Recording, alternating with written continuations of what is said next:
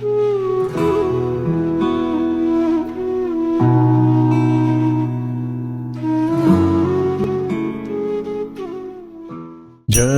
राधा माधव कुंज बिहारी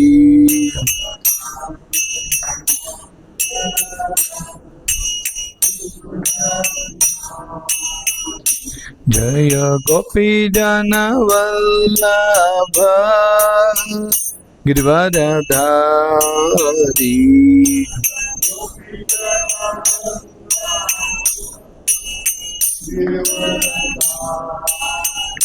जय गोपी जन वल्लभ गिरिवरधारी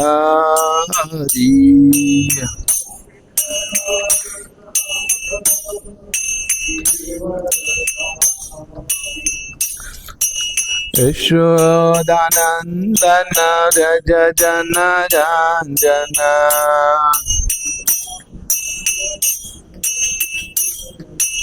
यशोदानंदन ब्रज जन रंजन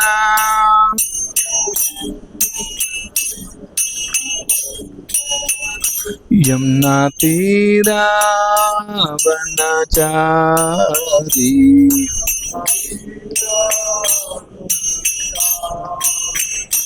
यमुना तीरा वनचारी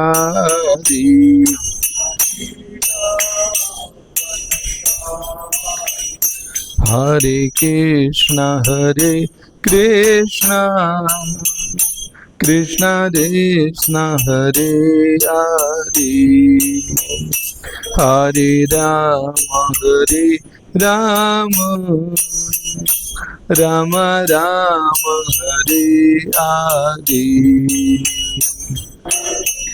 हरे कृष्ण कृष्ण हरे हरे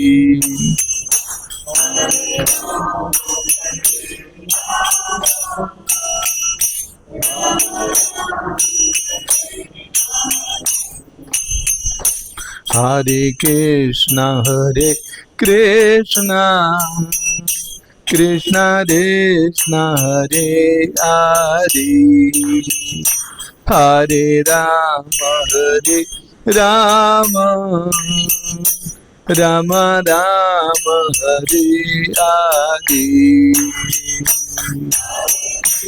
न हरे कृष्ण कृष्ण हरे हरे हरे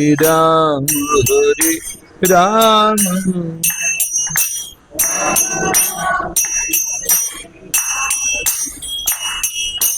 हरे कृष्ण कृष्ण हरे हरे हरे राम राम राम हरे हरे न हरे कृष्ण कृष्ण हरे हरे हरे राम राम राम हरे हरे जय विष्णुपाद परम सूर्याकाचार्य अष्टोदशक श्री श्रीमद् भक्ति वेदांत स्वामी श्रील प्रभुपाद की जय। इस्कॉन संस्थापक आचार्य श्रील प्रभुपाद की जय। जय विष्णुपाद परम सूर्याकाचार्य अष्टोदशक श्री श्रीमद् भक्ति सिद्धांत सरस्वती गोस्वामी महाराज श्रील प्रभुपाद की जय। अनंत कोटि वैष्णव वृंद की जय। नामाचार्य श्री हरिदास ठाकुर की जय। हरे नाम संकीर्तन की जय। All glories to same multitudes, all glories to same multitude, all glories to same multitude, all glories to Sri Guru and Gauranga.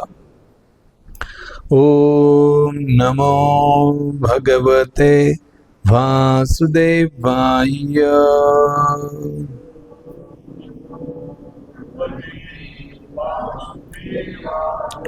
Om Namo Bhagavate Vasudevaya.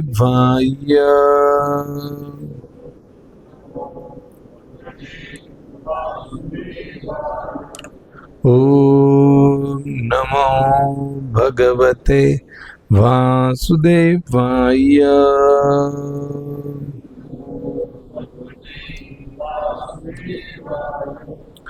हरे कृष्णा। श्रीमद् भागवतम स्कंद 8वां, देवताओं को स्वर्ग की पुनर्प्राप्ति। इसमें से श्लोक नंबर 16 पर हम चर्चा करेंगे। श्लोक इस प्रकार है। मंत्र छिद्रम देश काल अर्हवस्तुता सर्व करोति निश्चिद्रम अणुसंकीर्तनम तव। अनुवाद और तात्पर्य। यहाँ पर भगवान को शुक्राचार्य बोल रहे हैं, मंत्रों के उच्चारण तथा कर्मकांड के निर्वाह में त्रुटियां हो सकती है।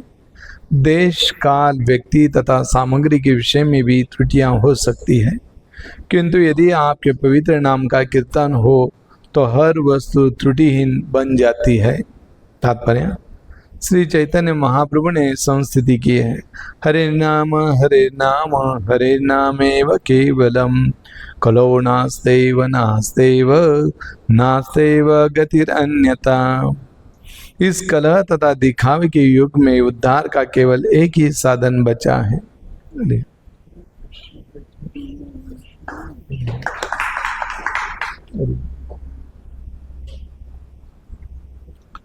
इस कलह तथा दिखावे के युग में उद्धार का एक ही साधन बचा है और वह है भगवान के पवित्र नाम का कीर्तन। इसके अतिरिक्त अन्य कोई रास्ता नहीं है, अन्य कोई रास्ता नहीं है, अन्य कोई रास्ता नहीं है। बृहद नारदीय पुराण 8वां 38वां अध्याय का 126वां श्लोक। इस कलयुग में वैदिक कर्मकांडों या यज्ञों को पूरी तरह से संपन्न कर सकना अत्यंत दुष्कर है। शायद ही कोई वैदिक मंत्रों को ठीक से उच्चारण कर सके या वैदिक अनुष्ठानों के लिए सामग्री का संग्रह कर सके। इसलिए इस युग के लिए जिस यज्ञ की संस्तुति की गई है वह संकीर्तन अर्थात भगवान के पवित्र नाम का निरंतर कीर्तन है। यज्ञ संकीर्तन ही प्राय यजंती सुमेधसा। श्रीमद् भागवतम 11वां स्कंद 5वां अध्याय 29वां श्लोक। जो बुद्धिमान लोग हैं, जिनके पास अच्छी दिमागी संपत्ति है, वे वैदिक यज्ञों का संपन्न करने में समय न गवाकर भगवान के पवित्र नाम का कीर्तन करें और इस तरह यज्ञ को अच्छी तरह पूरा करें। मैंने देखा है कि अनेक धार्मिक नेताओं को यज्ञ करने एवं अपूर्ण यज्ञ की संपूर्णता में लाखों रुपया खर्च करने की लत है। ये उन लोगों के लिए शिक्षा है जो ऐसे अपूर्ण यज्ञ व्यर्थ ही संपन्न करते हैं। हमें श्री चैतन्य महाप्रभु से शिक्षा ग्रहण करनी चाहिए। यज्ञ संकीर्तन प्राय यजंती सुमेधसा। यद्यपि शुक्राचार्य कट्टर कर्मकांडी ब्राह्मण थे, किंतु उन्होंने भी स्वीकार किया है निश्चिद्रम अणुसंकीर्तनम तव। हे भगवान, आपके पवित्र नाम का निरंतर कीर्तन सब कुछ पूर्ण कर देता है। कलयुग में वैदिक कर्मकांड को पहले की तरह पूरी तरह संपन्न नहीं किया जा सकता। इसलिए श्री जीव गोस्वामी ने संस्तुति की है। यद्यपि आध्यात्मिक कर्म करते समय सभी सिद्धांतों के पालन में पूरी सतर्कता बरतनी चाहिए, विशेषतः दैव पूजा में। फिर भी कुछ न कुछ त्रुटि रह सकती है, अतः मनुष्य को चाहिए कि वे इस त्रुटि को पूरा करने के लिए भगवान के पवित्र नाम का कीर्तन करें। इसलिए हम अपने कृष्ण भावनामृत आंदोलन में सभी कर्मों में हरे कृष्णा कृष्णा कृष्णा हरे हरे, हरे राम राम राम हरे हरे इस महामंत्र के कीर्तन पर विशेष बल देते हैं। ओम ज्ञानानन्दस्य ज्ञानाञ्जनं शलाकया चक्षुरुमिलितमेन तस्मै श्रीगुरुवे नमः। श्रीचैतन्यमनोभीष्टं स्थापितमेन भूतले स्वयं रूप कदा मह्यं ददाति स्वपदान्तिकं। वन्देऽहं श्रीगुरौ श्रीयुतापदकमलं श्रीगुरोन् वैष्णवांशं श्रीरूपं साग्रजातं सहगना रघुनाथान्वितं तं सजीवं सावधैतं सावधूतं परिजना सहितं कृष्ण चैतन्य देवं श्री राधा कृष्ण पादान् सगन ललिता श्री विशाखान्वितांश नमो विष्णुपदाय कृष्ण पृष्ठाय भूतले श्रीमदे भक्तिवेदांत स्वामी नामिने नमस्ते सरस्वती देवे गौरवाणी रचारिणे निर्विशेष शून्यवादी पाश्चात्य देश तारिणे हे कृष्ण करुणा सिंधु दीनबंधो जगतपते गोपेश गोपिका कंत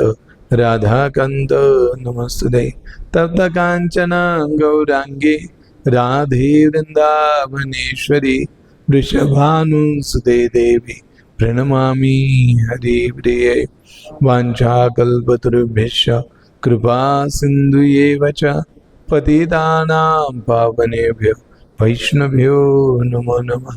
जय श्री कृष्ण चैतन्य प्रभु नित्यानंद श्री अद्वैत गदाधर श्रीवासदि गौर भक्तवृंद। हरे कृष्णा कृष्णा कृष्णा हरे हरे हरे राम राम राम हरे हरे हरे कृष्णा हरे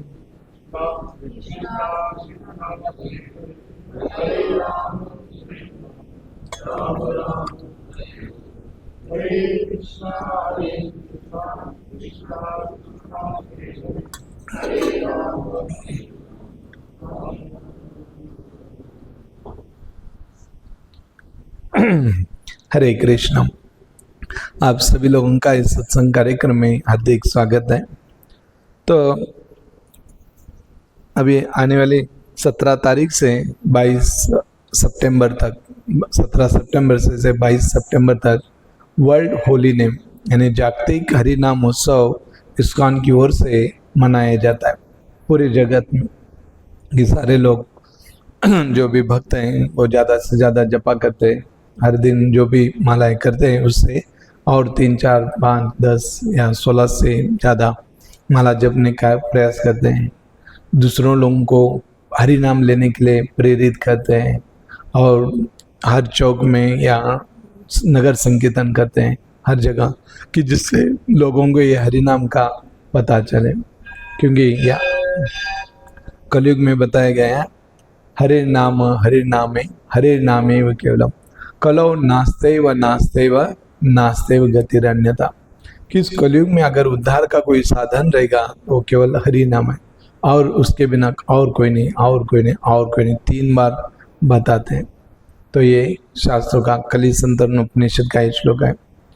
और महाराष्ट्र के संत तुकाराम महाराज भी बताते हैं कलयुगी उद्धार हरिचा नामे।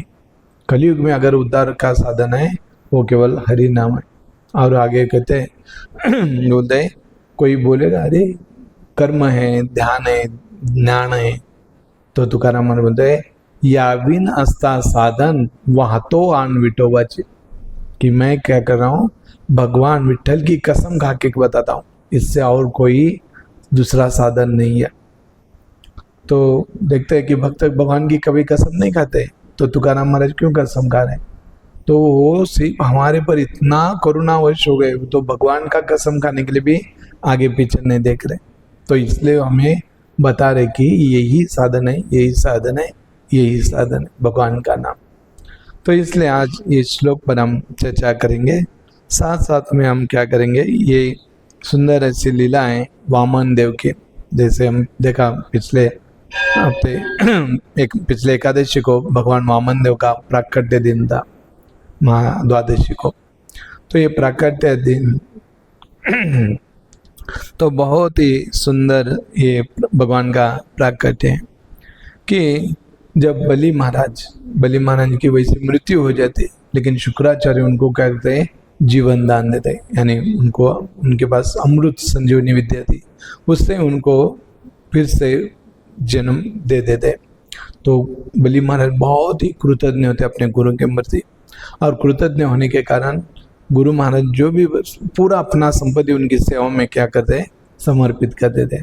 और जो शुक्राचार्य थे वो भी अपने शिष्य पर बहुत ही प्रसन्न हो जाते और उनसे एक यज्ञ करवा लेते, बहुत अच्छा यज्ञ, और उससे यज्ञ का उनको विश्वजित करने के लिए शक्ति प्राप्त हो जाती है। और जैसे वो यज्ञ हो जाता है तो ये अग्निदेव स्वयं उनको अक्षय भाता प्रदान कर देता है। तो इस प्रकार और रथ प्राप्त होता है, बहुत सारी चीज़ें अग्नि से उनको प्राप्त होती है। और ये सब प्राप्त होने से और गुरु महाराज की आशीर्वाद प्राप्त होने से वो बहुत शक्तिशाली होते हैं और वैसे वो स्वर्ग पर सवारी करने के लिए चले जाते हैं। उनका उद्देश्य था स्वर्ग को काबिज करना है।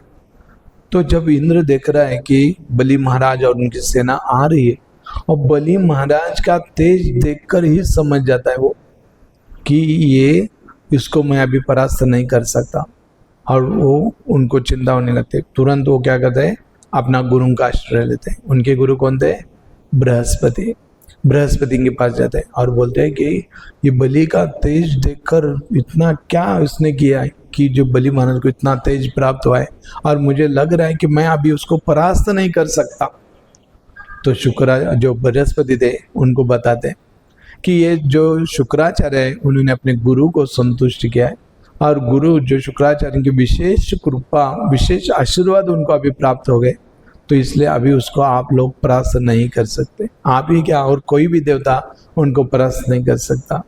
तो अभी यही पर्याय है, आप क्या करो, ये स्वर्ग छोड़कर कहीं लुप्त हो जाइए कुछ दिनों के लिए। और फिर जो गुरु के आज्ञा से वो इंद्र आदि देवता स्वर्ग का राज्य छोड़ देते हैं और चले जाते हैं अदृश्य रूप से।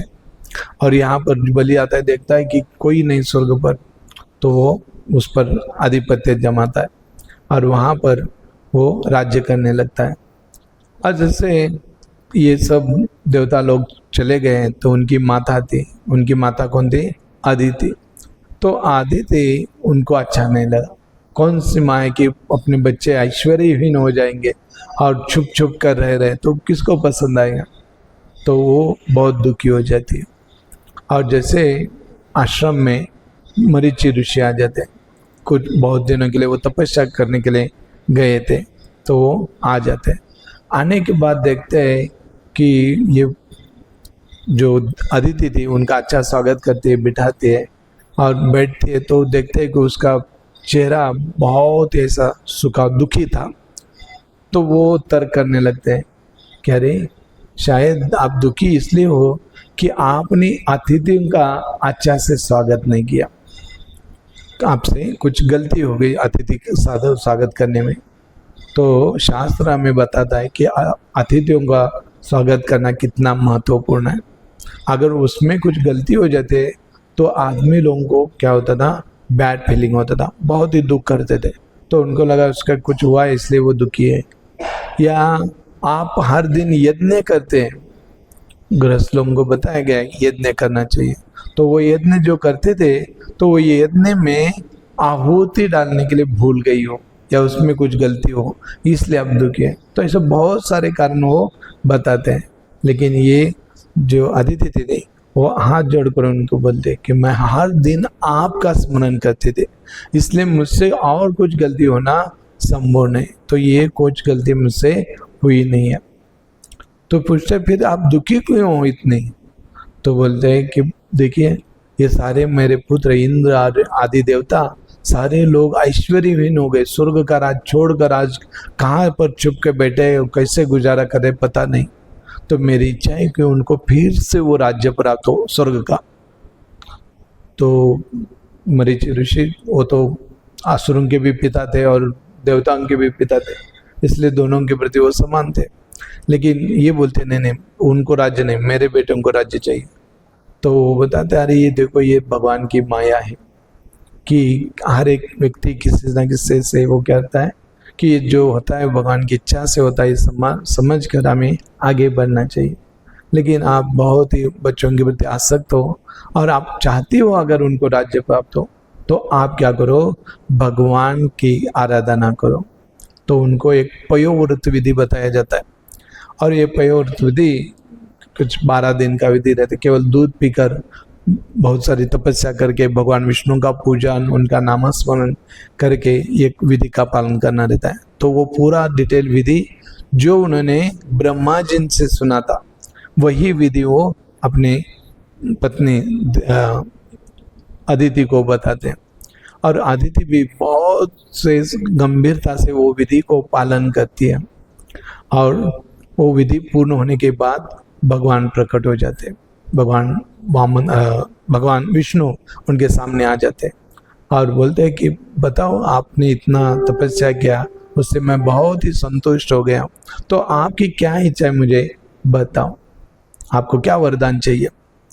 तो उसके बाद तुरंत भगवान बोलते हैं कि मैं जानता हूँ आपकी इच्छा है कि जो असुरों का राज्य निकाल कर देवताओं को सुपुर्द करना।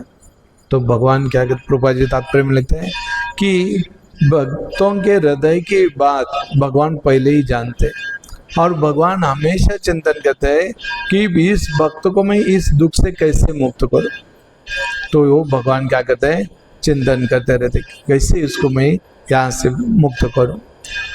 तो वो बताते हैं भगवान कि लेकिन कुछ समय के लिए आपको थोड़ा इंतज़ार करना पड़ेगा।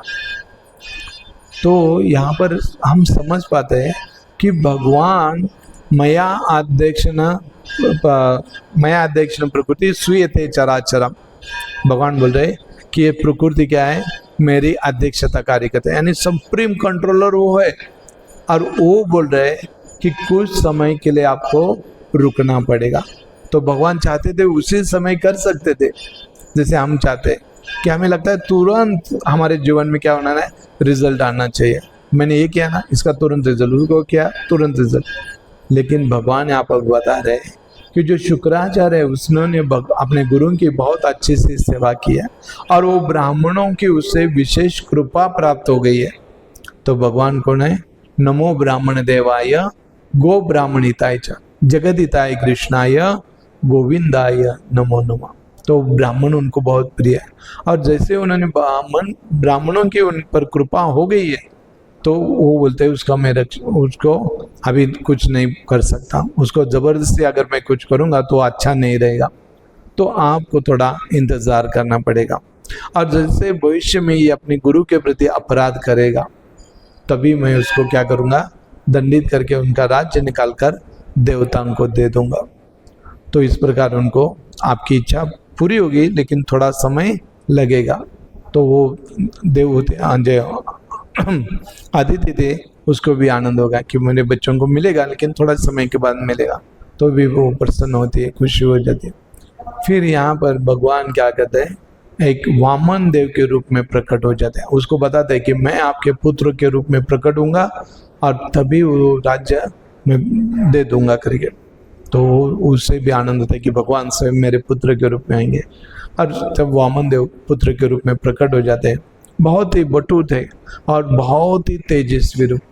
भगवान जो भी अवतार लेते हैं तो बहुत ही उनका पूरा सौंदर्य खिल कर आता है, तो सारे लोग उनके प्रति आकर्षित हो जाते हैं और अलग अलग देवता भी वहाँ पर आते हैं और भगवान की सेवा करने की इच्छा करते हैं।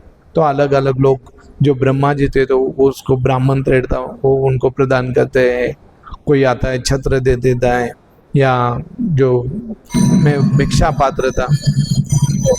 हरे कृष्णा कृष्णा कृष्णा हरे हरे, हरे राम राम राम हरे हरे, हरे कृष्णा कृष्णा कृष्णा हरे हरे, हरे राम राम राम हरे हरे, हरे कृष्णा कृष्णा कृष्णा हरे हरे, हरे राम राम राम हरे हरे, हरे कृष्णा कृष्णा कृष्णा हरे हरे, हरे राम राम राम हरे हरे, हरे कृष्णा कृष्णा कृष्णा हरे हरे, हरे राम राम राम हरे हरे, हरे कृष्णा कृष्णा कृष्णा हरे हरे, हरे राम राम राम हरे हरे। तो यहाँ पर भगवान जो पार्वती माता थी तो पहली भिक्षा उनको प्रदान करते थे। तो ऐसा प्रकार हर देवी देवता आके भगवान की सेवा करते हैं। तो भगवान वामन देव सबको प्रसन्न करके उनकी सेवा को स्वीकार करते हुए वो चले आते कहाँ पर, बलि महाराज के यज्ञ में। और जब बलि महाराज बहुत यज्ञ करते कि एक यज्ञ के बाद दूसरा, दूसरे के बाद तुरंत ऐसे, तो यज्ञ के स्थल पर आ जाते हैं। तो सारे ब्राह्मण उनको देखकर उठ खड़े होते और उनको आदर करते। बलि महाराज भी उठते और उनको हाथ पकड़कर अपने आसन पे बिठाते, उनका पाद प्रक्षालन करते, उनका आदर आतिथ्य करते और उनको पूछते हैं कि आप यहाँ पर आए हो तो मुझे लगता है कि आपको कुछ भिक्षा चाहिए, और आपको जो भिक्षा चाहिए, आपको कुछ धन चाहिए, ऐश्वर्य चाहिए, जमीन चाहिए, या कुछ वहाँ योग्य कुमान जो लड़की चाहिए वो भी मैं आपको प्रदान कर सकता हूँ। जो वो चाहिए, आपको चाहिए, गाय चाहिए, मैं सब देने के लिए तैयार हूँ। आप बोलिए मुझे आप क्या चाहिए। तो वो बोलते हैं कि मुझे क्या चाहिए, सिर्फ 3 पग जमीन चाहिए, और वो भी मेरे पैरों से। मैं ना, बलि महाराज बोलेंगे अरे आपके पैर तो छोटे हैं, तो बड़े व्यक्ति के पैर से दूंगा। तो बोले नहीं नहीं, मेरे पैर से 3 कदम जमीन चाहिए। तो बलि महाराज जोर जोर से हंसने लगते हैं कि बोलते हैं कि जैसी आपकी ऊंचाई है वैसी आपकी बुद्धि भी क्या है, वैसी छोटी है। क्यों? क्योंकि जो कोई व्यक्ति एक बार बलि के पास आता है, ये मैं बलि एकमात्र ईश्वर हूँ, ये संपत्ति का मैं क्या बोलते हैं उसको, स्वामी हूँ, एकमात्र मैं स्वामी हूँ।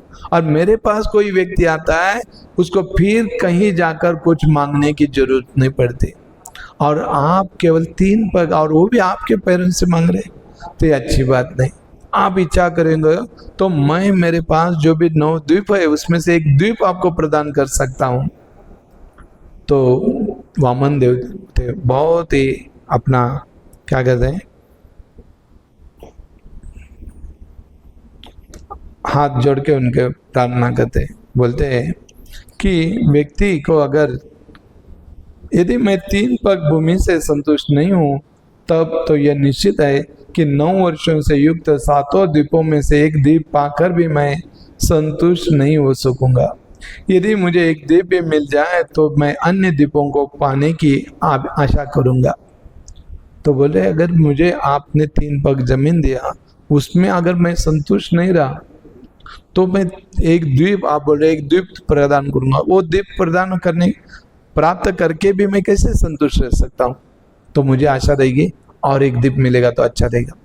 तो इसलिए व्यक्ति को जो यहाँ पर आगे बताए कि हमने सुना है कि यद्यपि महाराज पृथु तथा महाराज गए जैसे शक्तिशाली राजाओं ने 7 द्वीपों पर अधिकार प्राप्त कर लिया था, किंतु फिर भी उन्हें न तो संतोष प्राप्त हुआ, न ही अपने इच्छाओं को कोई अंत पा सके। तो यहाँ पर उदाहरण दे रहे वो पृथु महाराज तथा गए महाराज, वो बहुत शक्तिशाली थे और उन्होंने बहुत सारे 7 द्वीपों पर उन्होंने अधिकार प्राप्त किया था, किंतु फिर भी वो संतुष्ट नहीं हुए और अपने इच्छाओं को भी पूरी नहीं कर पाए। तो इतनी इच्छाएं। तो एक बार एक भक्त बता रहे थे कि इस जगत में एक व्यक्ति का, सारे लोगों को जो भी जरूरत है पूरा करने के लिए पर्याप्त साधन है इस प्रकृति में, अगर, लेकिन एक व्यक्ति का लोभ पूर्ण करने के लिए ये बहुत ही कम है। यानी सारे जीवों का, सारे मनुष्य हो, प्राणी हो, सारे जीवों की जितनी भी जरूरत है उनकी, वो पूरा करने के लिए क्या है, यहाँ पर पर्याप्त है। लेकिन एक व्यक्ति का लोभ पूरा करने के लिए ये सब कुछ कम है। तो देख सकते हैं कि कितना बड़ा उनका लोभ हो सकता है। इसलिए भगवान बोलते हैं यद्र इच्छे उपन्नम संतुष्ट वर्तते सुखम। को बोल रहे मनुष्य को अपने प्रारब्ध से जो कुछ मिलता है उससे संतुष्ट रहना चाहिए, क्योंकि असंतोष से कभी सुख प्राप्त नहीं हो सकता। जो व्यक्ति आत्म संयमी नहीं हो वह तीनों लोगों को भी पाकर सुखी नहीं होगा। तो यहाँ पर बहुत ही महत्वपूर्ण उपदेश वामन देव कर रहे कि व्यक्ति को जो कुछ प्रारब्ध से प्राप्त हुआ है उसमें उसे संतुष्ट होना चाहिए। जैसे तुकाराम महाराज बोलते हैं, ठेविले अनंते तैसे राहवे चित्ते असुद्यावे समाधानी। तो ये बहुत बड़ी महत्वपूर्ण चीज है आज हमारे लिए। आज हम व्यक्ति जितना भी पाने का प्रयास करता है उसको लगता है और होना चाहिए, और होना चाहिए। और दूसरा है वो दूसरों से तुलना करने लगता है, अरे उसके पास इतना है, उसके पास उतना है, उसके पास उतना है। तो वो जो उसको जो प्राप्त हुआ है उसको देख नहीं पाता है, और उसके कारण वो हमेशा असंतुष्ट रहता है, और अपने जो असफलता का जो दूसरों के ऊपर क्या करने लगता है, दोष आरोपण करने लगता है कि मेरे माता पिता अच्छा नहीं, मेरे पत्नी अच्छी है, मेरे बच्चे ऐसे, मेरे नेबर्स ऐसे, या मेरे पास कुछ सुविधाएं नहीं है। तो ऐसे प्रकार वो दोषारोपण करता है। जो मिला है वो देखता नहीं है, और वो न देखने के कारण वो सुख का अनुभव नहीं कर पाता। तो आदमी को, चाणक्य पंडित कहते हैं कि व्यक्ति को एक क्षण भी दुख में व्यतीत नहीं करना चाहिए। ये मनुष्य जीवन मिला है वो हमेशा आनंद में रहने के लिए मिला है, दुख उसे नहीं करना चाहिए। लेकिन हम देखते हैं कि कितना दिन दिन हमारे दुख में बिताए जाते हैं। तो इसलिए यहाँ पर बता रहे जो प्राप्त हुए उसी में उसको क्या करना है, संतुष्ट रहना है। हर एक को दोष नहीं देने का है। जैसे एक व्यक्ति था, रास्ते से जा रहा था और वो देखता है कि सामने से बहुत सारी महंगी महंगी गाड़ी जा रही थी, मर्सिडीज बेंज वगैरह से। तो वो देखता है और भगवान को बोलता है, भगवान की ओर देखता है और बोलता है, भगवान देखो ये लोग कितने भाग्यवान है, इतने महंगे महंगे गाड़ी से जा रहे, और मैं कितना दुर्भागा हूँ कि मेरे पास सादी साइकिल भी नहीं है। तो ऐसे बोलकर वो भगवान को दोष देते हुए जा रहा था। 3-4 कदम आगे जाता नहीं जाता तो पीछे से कुछ आवाज होती तो देखता है, और वो देख कर भगवान को धन्यवाद देने लगता है। तो वो पीछे क्या देखता है, तो एक व्यक्ति कैसे वैसे अपनी कुबड़ियाँ संभालते हुए चल रहा था। तो ये देखकर बोला, भगवान आपने मुझे अच्छे पैर तो दे, इसके पास वो पैर भी नहीं है।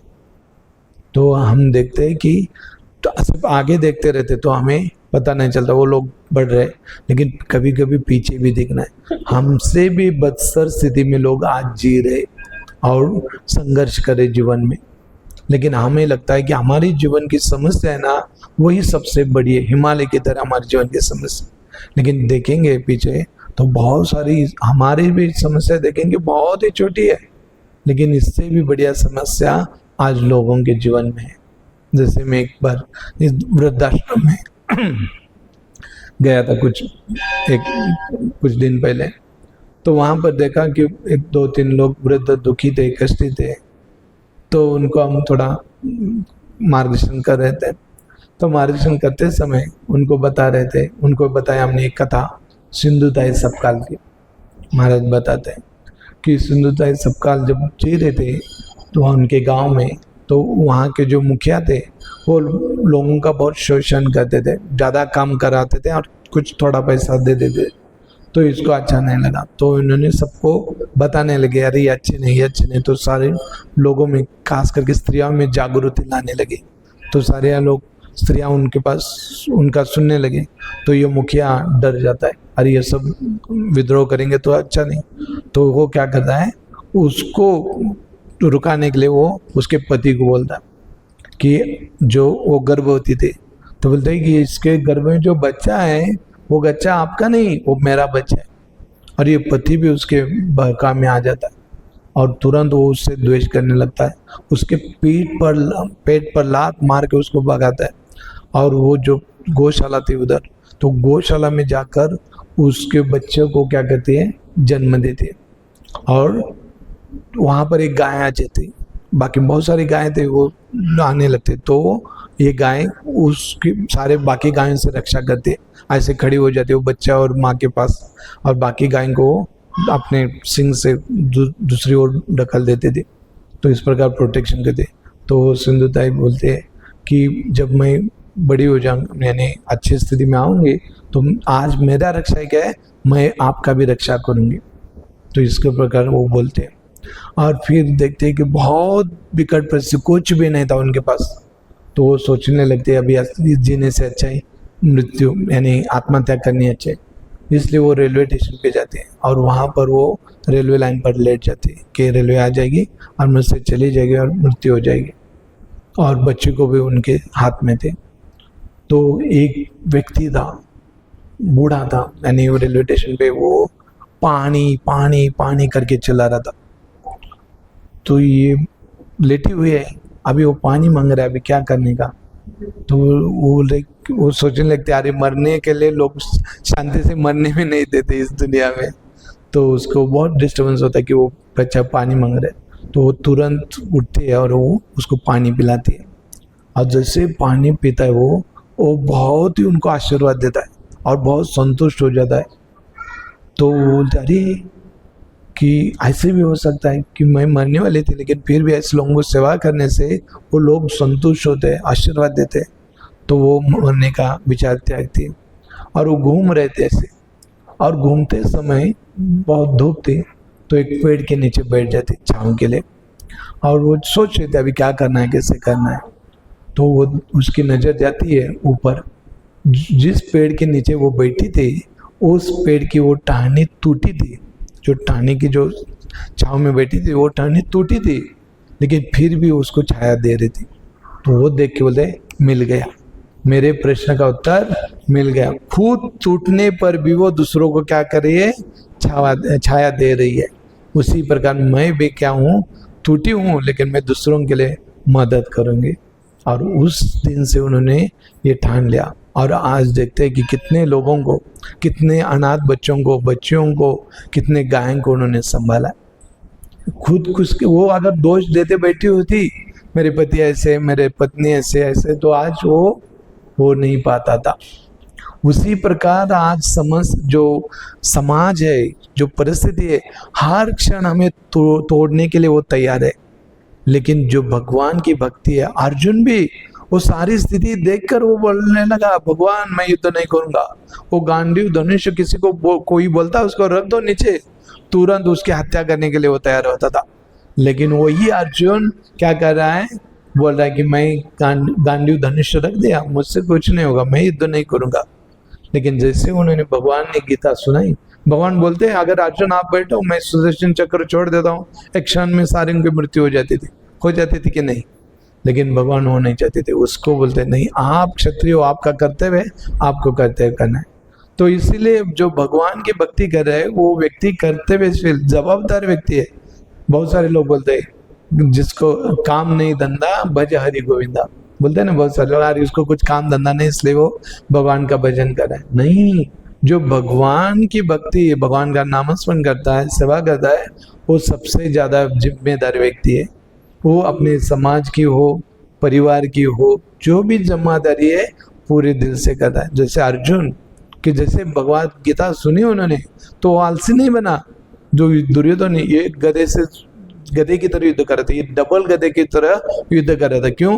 कि भगवान को प्रसन्न करना है, भगवान के लिए मुझे करना है। तो इसी प्रकार जो भक्त है वो क्या कहते हैं, किसी को दोष देते हुए बैठते नहीं, क्योंकि भगवान है। हमारे जो भाग्य में जो प्राप्त होने वाला है वो मिलने वाला ही है, कोई इसके पास नहीं है कि उसको छीन सके या ज्यादा कुछ दे, नहीं। भगवान की इच्छा है, जो आपको प्राप्त होना है वो मिलना है। जैसे इधर बोला है प्रारब्ध से, कि आपकी जो पत्नी हो, परिवार हो, ये भगवान हमारे ही कर्म है, ऐसा नहीं कि भगवान ने ही किया है। हमारे जो प्रारब्ध के अनुसार वो ऐसी पत्नी मिल, जैसे तुकाराम म्हणत है, बरे झाले देवा निघाले दिवाळे बाईल कर्कश दिला। जो मेरी पत्नी है जो बहुत झगड़ालू करती है, वो दिया बहुत अच्छा हुआ, क्योंकि मैं क्या हुआ, आग के प्रति आसक्त हो सका। तो इस प्रकार जो हमारे लिए अनुकूल वातावरण है भगवान ने दिया है, हम उसको दोषारोपण करते बैठेंगे तो हम आगे नहीं बढ़ पाएंगे। जैसे ही ये सिंधुताई सब काल थे, अगर वो दोषारोपण वो कर सकती थी, मेरे पास कुछ भी नहीं है, मैं क्या कर सकती हूँ, और मैं एक स्त्री हूँ, लेकिन उन्होंने नहीं किया। अपने इच्छा से क्या किया, अपने जो विल पावर थे वो बढ़ाया। और बाहर सारे लोगों के जाके मिलते थे तो हर लोग थोड़ा थोड़ा तो मदद करके उन्होंने इतना बड़ा बना दिया आज। तो हम भी वो कर सकते हैं, वो शक्ति है। लेकिन हम क्या कहते हैं, अर्जुन की तरह धनुष बाण रख सकते, मैं कुछ नहीं कर सकता। नहीं, हमें क्या करना है कि भगवान हमारे रथ पे है। भगवान बोलते हैं मां मनुस्मरण युद्ध च, कि अर्जुन आपको युद्ध करना है लेकिन मेरा स्मरण करते हुए। तो हमें क्या करना है, वो गांडीव को उठाना है। और रात्रन दिना मां युद्धाचा प्रसंग, कोई बोलता है अरे हमारे जीवन में युद्ध का है, तो तुकाराम महाराज बताते हैं रात्रन दिना, कि रात्र में और दिन में हमें युद्ध है। आंतरिक मन बाह्य जन, किसके साथ युद्ध है? ये मन के साथ। मन शस्त्राणि इंद्रियाणि प्रकृष्टानि कर्षति, भगवान बताते हैं। तो मन के साथ युद्ध हो रहा है। मन बोल रहा है ये करो, फिर वो करते हैं, फिर मन बोलता है अरे क्यों किया, फिर दूसरा, ऐसा हमेशा संघर्ष चल रहा है। आज भगवान बताते हैं कि जो व्यक्ति ने आपको अपने मन को नियंत्रित किया है, वो मन उसका मित्र है। अगर वो उन्होंने वश में नहीं किया है तो वही मन उनका क्या है? परम शत्रु है। कोई शत्रु रहता है हमारे साथ, कोई शत्रु है हमारे समाज में, वह गली में, कंपनी में, वो कितना तकलीफ दे सकता है उसके संपर्क में जितना समय रहता है। लेकिन ये मन हमारे साथ 24 आवर्स हमारे साथ है, तो ये बहुत तकलीफ के मन ही देता है हमें। तो ये मन को हमें नियंत्रण करना है। और दूसरा बताता है बाह्य जन, बाह्य लोगों के साथ भी संघर्ष। हम क्या करते हैं? ज्यादा उनसे अपेक्षा करते हैं कि हम समझ नहीं पाते कि उनका ये स्वभाव, हम स्वभाव जानते हैं, 20-20, 30-30 साल भी रहते, फिर भी वो बोलते हैं नहीं नहीं मेरी पत्नी ने ऐसा करना चाहिए था, मेरे बच्चों ने ऐसे करना। अरे 20-20, 30-30 साल हो गए आपको, क्या आपको पता चला उनका स्वभाव? तो वो नहीं होने वाला है। वही 20 चीज का आप क्यों अपेक्षा कर रहे हैं? और वो पूरी न होने के कारण फिर दुखी हो जाते हैं। तो हमें समझना है कि नहीं, इनका स्वभाव ऐसे ही है, तो एक्सेप्ट करना है। जो भी उनकी कमियां हो उसको एक्सेप्ट करना है। आज क्या हम कर रहे हैं? कमियों को एक्सेप्ट नहीं करते, जो अच्छी चीज़ है उसको एक्सेप्ट करें, हाँ ये अच्छा है, ये इनको हम स्वीकार नहीं करते। नहीं, जो आदमी है उसमें कुछ कमियां भी होगी और कुछ अच्छाई भी होगी। तो हमें अच्छाई को भी जैसे स्वीकार किया, तो जैसे हम कोई कॉइन लेते हैं तो 2 बाजू रहते हैं ना, एक बाजू हम बोलते हैं हमें चाहिए, नेक्स्ट बाजू वाली नहीं चाहिए। नहीं, ऐसा नहीं होगा, दोनों भी आ जाएगा। उसी प्रकार समाज में भी जो भी हम करते हैं सुख दुख रहेगा ही द्वंद्व में। और बताया जाता है कि सुख पाहता जवा एवढे दुख पर्वता एवढे। तुकाराम महाराज बोलते हैं कि जो सुख है मिलता है वो बहुत छोटा जवा एवढे, लेकिन दुख है पर्वत है। तो इस प्रकार कितना समय? 15 मिनट, ओके। तो एक छोटी कथा है तुकाराम महाराज की। देहू गांव में वो घूमते थे, ऐसा ये श्लोक गाते हुए। तो ये वहां का एक जमींदार था। वो जमींदार बोलता है अरे तुकाराम महाराज ऐसे कैसे बोल रहे कि सुख पाता जवा एवढे। जव मतलब बहुत ही छोटा, तिल की तरह। तो बोलते है मेरे पास देखो इतना बड़ा बंगला है, मेरे पास इतने गाड़ियां हैं, धान्य है, ये बैल है, इतना सारा। तो बोलते हैं नहीं नहीं ये गलत है। तो उनको बुलाते, तुकाराम महाराज बोलते हैं महाराज मेरे घर पे आते हो ना, ऐसा नहीं बोलने का। आप क्या बोलने का? सुख पाहता पर्वत एवढे आणि दुख जावा एवढे। तो तुकाराम महाराज बोलते ठीक है। तो वो पूरे उधर बोलते थे, और जैसे इनके घर आते थे तो वो अभंग चेंज करते थे, ऐसे बोलते थे। तो बाकी लोग बोले अरे ऐसा कैसे? कि जैसे बताया जाता है कि बच्चा आता है, माँ से पूछता है माँ मैं बड़ा या छोटा? माँ बोलते नहीं आप छोटा। तो बोलता है नहीं नहीं नहीं मैं बड़ा हूँ, मैं बड़ा हूँ। तो माँ बोलते हाँ ठीक है आप बड़ा हो, ऐसे। तो ऐसे बच्चे की तरह था उसको। तो तुकाराम महाराज बोले ठीक है ऐसा। तो 2 या 3 दिन हो गए, चौथे दिन वो बहुत ही शोक करने लगता है। तुरंत वो बोलता है तुकाराम महाराज को बुलाओ बुलाओ। और तो वो जाते और पूरा दंडवत प्रणाम करता है। नहीं महाराज आप जो बोल रहे थे वही सही था। तो बोले क्या हुआ, ऐसा क्या हुआ? तो बोला कि मैं सोच रहा था इतना मेरा ऐश्वर्य है, इतना जमीन है, घर है, इतना सब ट्रैक्टर में नहीं, सब धन संपत्ति बैल वगैरह सब, तो इतना सब है, लेकिन कल रात को मुझे एक बिच्छू ने काटा, बिच्छू का दंश हो गया। तो इतना दुख हो रहा है मुझे, तो आपका मुझे स्मरण हुआ। सुख पाहता जावा एवढे दुख पर्वत एवढे। कि ये जो दुख है वो सुख मुझे सिर्फ जव एवढा लग रहा है, और ये दुख ऐसा लग रहा है बहुत पर्वत एवढा। तो ये आप जो बोलते हैं वह सही है करके वो लोटांगन डाल देता है उनको। तो इस प्रकार हमारे जीवन में भी ऐसी स्थिति है। तो हमें अगर हर चीज में अगर हम दूसरों को दोष देते बैठेंगे तो हम आगे नहीं बढ़ पाएंगे।